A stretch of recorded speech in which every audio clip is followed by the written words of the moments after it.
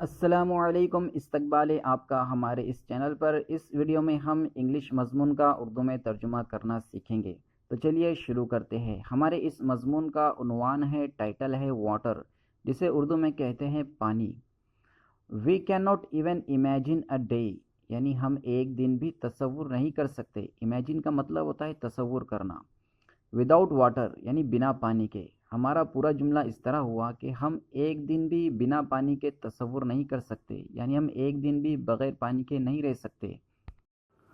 People have to walk یعنی عوام کو چلنا پڑتا ہے۔ فار مائلس میلوں یعنی عوام کو میلوں چلنا پڑتا ہے۔ کس کے لیے؟ ٹو فیچ واٹر پانی لانے کے لیے۔ فیچ کا مطلب ہوتا ہے لانا۔ ڈیلی روز واٹر ٹو اور ہوم ہمارے گھر پانی از سپلائیڈ یعنی فراہم کیا جاتا ہے۔ سپلائی کا مطلب ہوتا ہے فراہم کرنا۔ تھرو پائپ لائنس یعنی پائپ لائن کے ذریعے۔ آفٹر بینگ پیوریفائڈ یعنی صاف ہونے کے بعد۔ پیوریفائی کا مطلب ہوتا ہے صاف ہونا۔ دس واٹر یعنی یہ پانی comes from the nearby dams lakes and waters, یعنی نیئر بائی ڈیمس مطلب نزدیکی ڈیم سے، نیئر بائی لیکس یعنی نزدیکی جھیل سے، اینڈ ریورس یعنی پانی سے۔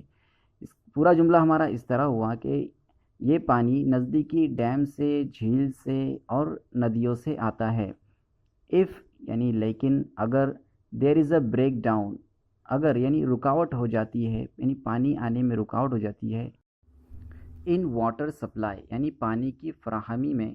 دا situation becomes very grave the situation becomes مطلب حالت بن جاتی ہے، ویری گریو بہت سنجیدہ۔ بٹ یعنی لیکن، دا موسٹ امپورٹنٹ سولوشن یعنی دا موسٹ امپورٹنٹ سولوشن مطلب سب سے اہم حل، از اونلی پبلک اویئرنیس صرف عوام کی واقفیت ہے۔ اویئرنیس مطلب واقفیت، یا آپ اسے کہہ لیں آگاہی۔ ٹھیک ہے، پورا جملہ اس طرح سے ہوا کہ لیکن سب سے اہم حل صرف عوام کی واقفیت ہے۔